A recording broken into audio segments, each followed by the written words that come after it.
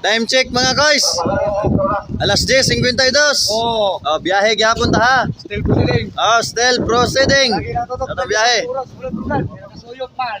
24 oras ato ani ha. Unsa man ni may bonus ta ani, may incentives ta ani o may overtime pay ta ani? Oh. Nagsugod mig biyahe mga kurs no, alas 4 sa kadlawon unya karon alas 11:52 na, hapit na mag alas 12. Oh, I mean alas 10:52, hapit na mag alas 12 ha. Alright. Hangtod pa ni magbuntag. So continuous yun eh. Ah.